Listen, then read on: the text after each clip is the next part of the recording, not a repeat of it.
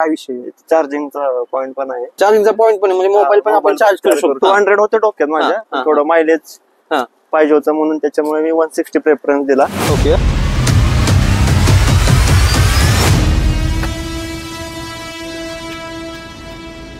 So मित्रांनो, पुन्हा एकदा स्वागत आहे तुमचं आपल्या नवीन व्हिडिओ मध्ये. आणि आज आपण सुरू करतोय N160 ही बजाज कंपनीची गाडी, आणि त्याचा ओनरशिप रिव्ह्यू आपण देण्याचा प्रयत्न करू. आपले मित्रच आहेत चैतन्य भाई, आणि त्यांच्यासोबत आपल्याला बऱ्याच दिवसापासून व्हिडिओ बनवायचा होता ओनरशिप रिव्ह्यूचा, पण काही ना काही कारणांमुळे तो लांबत गेला. फायनली आज आम्ही एका स्पॉटला पोहोचलोय, तिथं आम्ही शूट करतोय.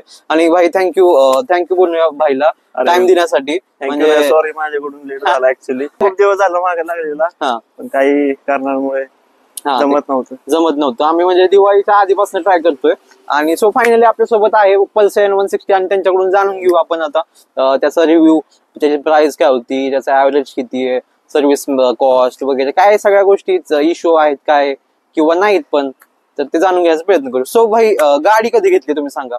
ही गाडी मी एप्रिल 2024 मध्ये घेतली, जवळपास एप्रिल 2024. म्हणजे आता 1 वर्ष होऊन, 1.5 वर्ष बऱ्यापैकी झाले म्हणून. 3 सर्व्हिसिंग झालीत गाडीचे. 3. चैतन्य भाई, मला एक विचारायचं, गाडीची प्राइस काय होती आपण जेव्हा घेतली तेव्हा? मी गाडी घेतली तेव्हा गाडीची प्राइस 1.63 काहीतरी पडली मला. 1.63 होती.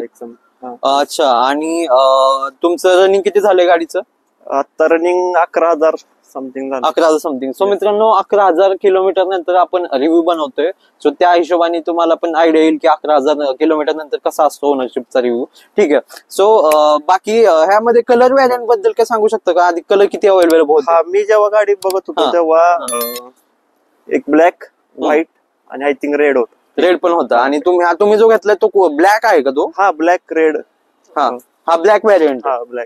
ब्लॅक फुल ब्लॅक ना? रेड आहे का? रेड थोडेसे shades. Okay, red shade, black and रेडचा हा व्हॅरियंट आहे. तिथबद्दल सांगू शकता ऍव्हरेज किती देते गाडी? ऍव्हरेज सिटी, आता माझं चालवणं मोस्टली सिटीतच आहे. सिटीमध्ये ऑफिसला ट्रॅफिक मध्ये, तर मला 40 पर्यंत देते ट्रॅफिक. 40च्या आसपास पडतोय ऍव्हरेज, बरोबर. आणि हायवेला 45-47 पण जातोय. कंपनीचा क्लेम किती आहे?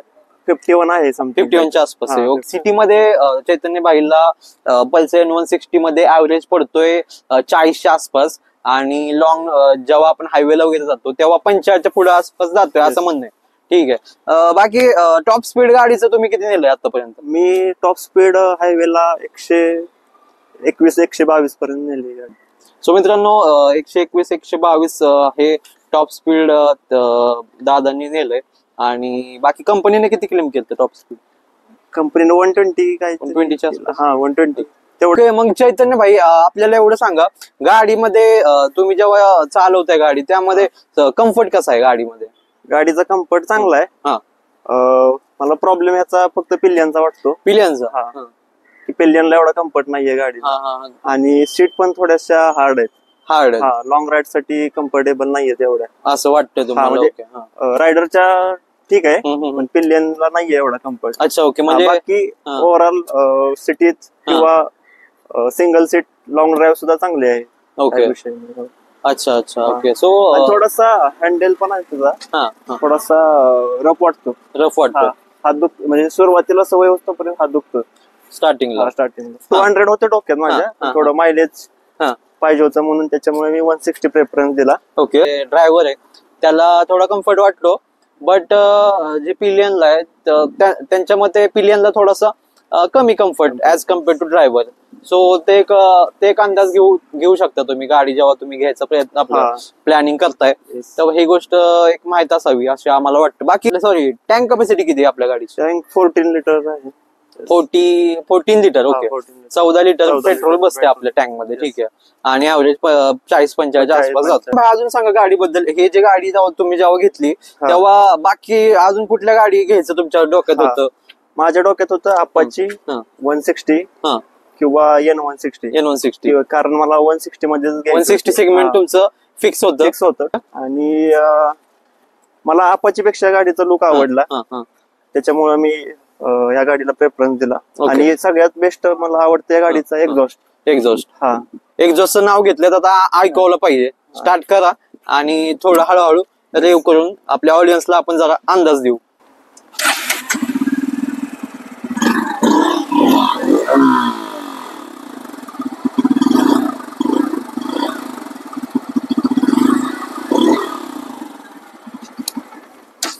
ओके. त्याचा एक्झॉस्ट मला खूप आवडला. अगदी म्हणजे ट्रॅफिक मध्ये वगैरे चालवताना छान वाटतं, कॉन्फिडन्स येतो. ओके. नाही मला पण ऍक्च्युली मला पण या गाडीचा एक्झॉस्ट आहे ना मित्रांनो, मला खूप आवडतो. म्हणजे माझ्याकडे आपाचे पण आपाच्यापेक्षा चांगला एक्झॉस्ट ह्याचा वाटतो मला, आणि जो म्हणजे बेसी वाटतो नाही का. आणि अजून एक गोष्ट की याची हेडलाइट्स चांगले आहेत. हेडलाईट चांगले. हेडलाईट मला वाटतं आपल्याला ह्यांनी काय म्हणतात प्रोजेक्टर लाईट दिली बरोबर. आधी आपलं हॅलोजन यायचं, एलईडी यायचं, आणि त्यानंतर हे मला वाटतं अपडेटेड आहे जे प्रोजेक्टर लाईट आहे म्हणू शकतो. आणि आजकालच्या सगळ्या गाड्यांना मला वाटते प्रोजेक्टर लाईट द्यायला लागले बरोबर का. फक्त आता मी जेव्हा गाडी घेतली तेव्हा इंडिकेटर्स साधे आहेत, एलईडी नव्हते तेव्हा. ओके. हे हॅलोजन आहेत आणि नंतर अपडेट झाले नंतर. आणि मी गाडी घेतल्यानंतर 2च महिन्यात याचा युएसडी सस्पेन्शन आले. ते जेव्हा आलं मग तुम्हाला असं वाटलं का त्याच्या आईला थांबायला पाहिजे होतं असं वाटलं. आपण ते असं होतेच, अपडेट गोष्टी होत जातात. आता तुमचं डबल डिस्क व्हॅरियंट तुम्ही घेतलं बरोबर, आणि त्याला ड्युअल एबीएस आहे. ड्युअल चॅनल एबीएस आहे. मग तुम्ही ब्रेकचा हे सांगा मला रिव्ह्यू की ब्रेकिंग सिस्टीम सेफ आहे का. ब्रेकिंग सिस्टीम एकदम सेफ आहे. त्याची ब्रेकिंग सिस्टीम मला खूप आवडली. फ्रंट ब्रेक तर एकदम अर्जंट लागतो. असं मला बऱ्याच वेळा झालं की गाडी कंट्रोल होईल का नाही, पण गाडी कंट्रोल होते. हाय स्पीडला सुद्धा एकदम ब्रेक चांगले वर्क करतो. ओके. ब्रेकचा रिव्ह्यू पॉझिटिव्ह आहे, म्हणजे सेफ आहे. आपल्याला काय सेफ्टीची चिंता करायची म्हणजे गरज नाहीये बरोबर. ठीक आहे. बाकी आपलं आता हे एक्झॉस्ट जेव्हा आपण बघत होतो तेव्हा आपल्याला जाणवलं की एक्झॉस्ट ह्याचा मध्ये बरोबर. नॉर्मल गाड्यांचा कसा हिता असतो ह्याचा खाली आहे, तर ते एक नवीन गोष्ट आहे म्हणजे किंवा वेगळी गोष्ट आहे असं म्हणू शकतो. बाकी इंजिन कॅपॅसिटी बद्दल सांगा. इंजिन आपलं 160 सीसी आहे बरोबर. 164 च्या आसपास आहे. आणि त्याच्या 160च्या मानाने पॉवर चांगली आहे त्याची. मला वाटतं अपाची पेक्षा थोडी कमी असेल, पण इनिशियल पिकअप वगैरे चांगलं आहे ट्रॅफिक मध्ये वगैरे. आणि लॉंग राईडला सुद्धा चांगला पिकअप आहे. फक्त 90 पर्यंत वगैरे चांगले क्रूज करू शकता. वरती थोडस व्हायब्रेशन 160 म्हणल्यावरती तेवढं होतं. ठीक आहे. आणि टॉर्क बद्दल काही अंदाज देऊ शकता का गाडीचा. Torque 14 point something newton metre आहे. ठीक आहे काय विषय नाही. आपल्याला एक काम करा, गाडीचा हेडलाईट चालू करून दाखवा कशी दिसते जरा बघायची. त्याच्या अप्पर डिप्पर पण दाखवा की अप्परला अशी दिसते. आता अंधारात आपल्याला दिसेल शक्यतो ते, पण आता तरी पण ट्राय करू आपण दाखवण्याचा. आता काय आहे अप्परवर आहे का. ओके. हे डिप्पर आहे का. ओके. सो मित्रांनो जरा आता दुपारी आम्ही शूट करतो त्याच्यामुळं हेडलाईट तेवढी दिसायची नाही, तरी पण आम्ही दाखवण्याचा प्रयत्न करतो. हा अप्पर आहे बरोबर. ठीक आहे मित्रांनो. अप्पर चालू केल्यावर हेडलाईट अशी दिसते बघा थोडीशी, आणि जेव्हा डिप्पर ऑन करतो तेव्हा डिप्पर ऑन केलं थोडीशी जी लाईट आहे थोडी कमी होते. आणि मला एवढं सांगा ते डिस्प्ले मध्ये काय काय एवढं याचा डिजिटल डिस्प्ले मध्ये ते फुल ऑन डिजिटल आहे बरोबर. आधी कसं मिक्स असायचं एनएस ला, त्यांनी मला वाटतं फुल ऑन डिजिटल दिलं. त्यात काय काय सांगा मला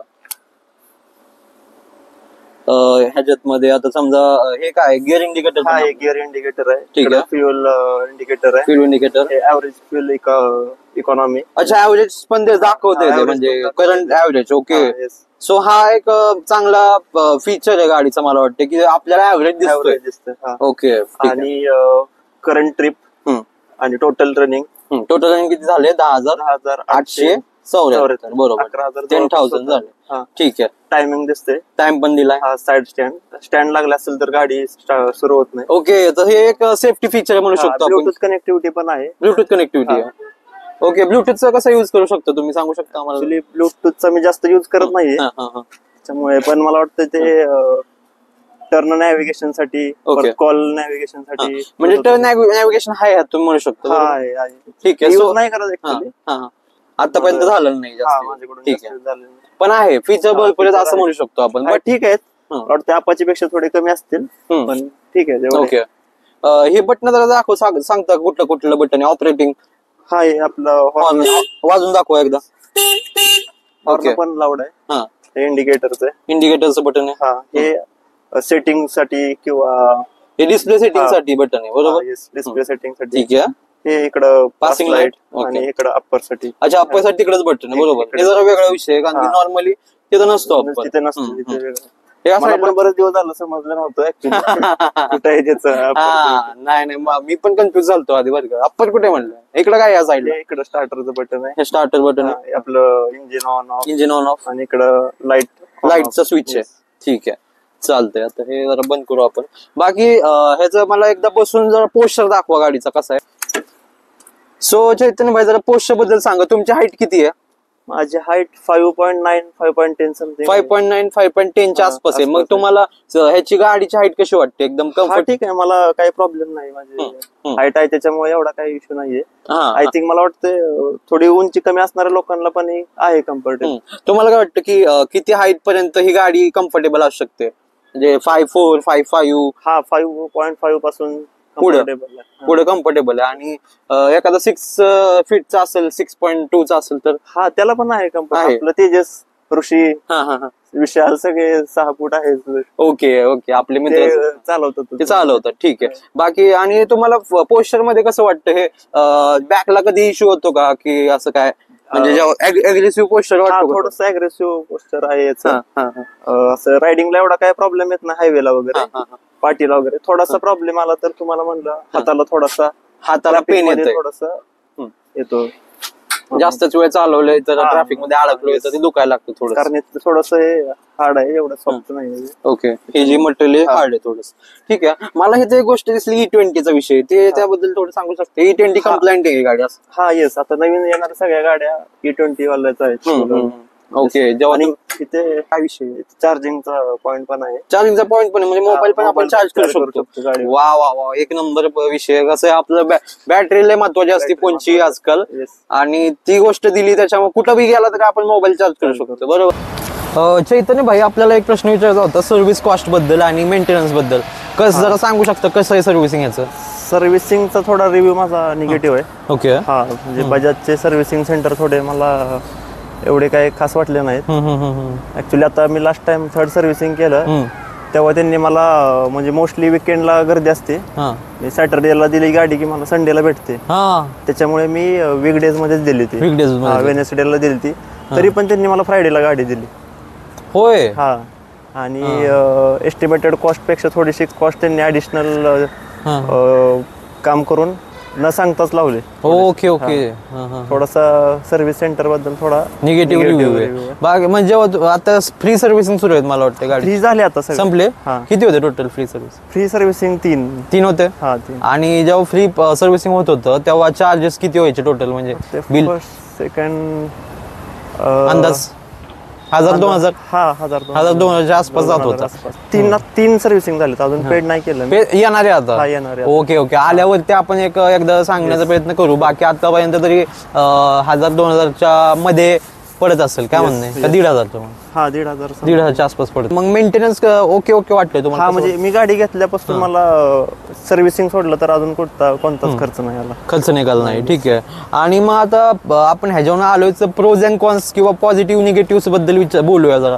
पॉझिटिव्ह गोष्टी सांगा गाडीबद्दल. पॉझिटिव्ह म्हणजे एक मला गाडीचा एक्झॉस्ट आवडला. हा, गाडीचा पिकअप पण इनिशियल पिकअप मस्त आहे, चांगला आहे. ड्युअल चॅनल एबीएस, ब्रेकिंग पण चांगलं आहे, सेफ आहेत. अजून मायलेज पण ओके. आपल्याला पाहिजे तेवढा मायलेज आहे. असं डेली लाईफ रुटीन साठी कम्युटिंग. इथं झाले पॉझिटिव्ह. हा, पॉझिटिव्ह झाले. निगेटिव्ह म्हणलं तर तुम्हाला जसं सीट कम्फर्ट, थोडा सीट हार्ड आहेत. सीट हार्ड, पिलियनला थोडा कम्फर्ट नाहीये एवढा. बाकी दुसरी गोष्ट म्हणजे सर्व्हिस सेंटरचा एक ओव्हरऑल अनुभव किंवा त्यांचं ट्रीटमेंट हा थोडस एवढं चांगलं नाही, थोडं खराब आहे. सो मित्रांनो, ह्या जरा होते पॉझिटिव्ह आणि निगेटिव्ह जरा आपण डिस्कस केलेत. तुम्हाला अंदाज आलाच असेल की तुम्ही जेव्हा गाडी घ्यायला जाल तेव्हा एखादा पॉईंट तुम्हाला माहित असावा, ते लय गरजेचं आहे आणि त्याचा आम्ही सांगण्याचा प्रयत्न केला इथं. सो चैतन्य भाई, आपण मागाशी काहीतरी तुम्ही एक पॉईंट सांगितला होता मला सर्व्हिसिंग बद्दलचा, तो एकदा सांगता का परत? ते काय विषय नक्की? हा, ऍक्च्युली काय झालं, फ्री सर्व्हिसिंग मी थर्ड सर्व्हिसिंगला गेलो तेव्हा ते मला बोलले की तुमचं थर्ड सर्व्हिसिंग विदिन 1 इयर किंवा 9500 किलोमीटर जे काय अर्ली असेल ते, पण ते विदिन 1 इयर. विदिन 1 हा, इयर within म्हणजे 1 year. जेवढं फ्री सर्व्हिसिंग आहे ते 1 वर्षात कव्हर एक करा असं वर्षात म्हणणं cover होतं. cover. मग ते झालं का कव्हर तुम्ही? हा ना, ऍक्च्युली मी थोडा लेट झालता, 2 महिने माझे लेट एक्सटेंड झालते.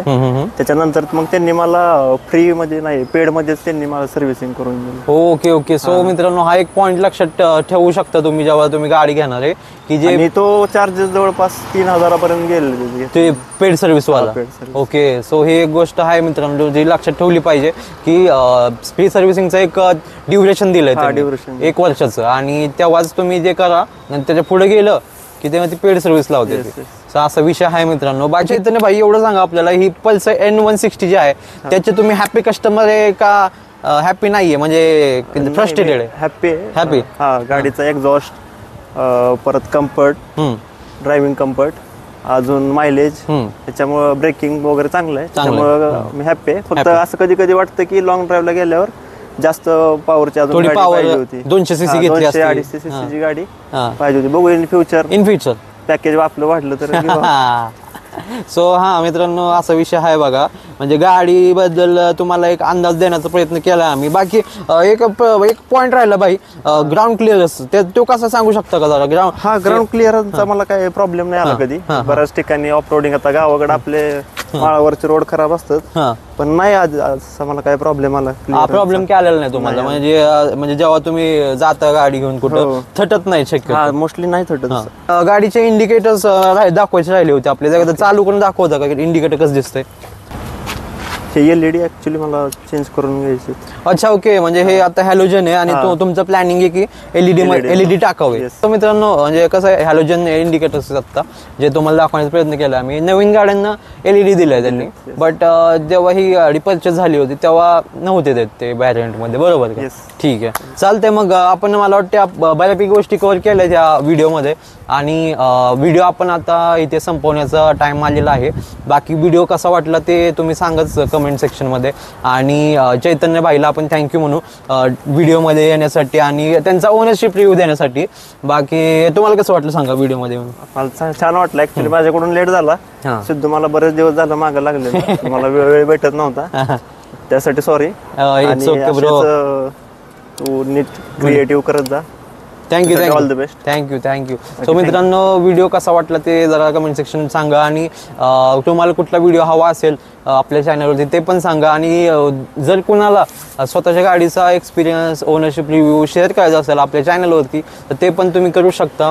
मी डिस्क्रिप्शनमध्ये माझा नंबर देतोय, तिथं तुम्ही कॉल करा, मेसेज करा, आपण जरा मीटिंग सेट करू आणि गाडीचा तुमचा रिव्ह्यू बनवू. बाकी हाच होता आपला पल्सर N160चा ओनरशिप रिव्ह्यू. आपण भेटूया पुढच्या व्हिडिओमध्ये. बघत राहा आपला चॅनल चलो सीट ब्लॉग्स. ठीक आहे, चलो.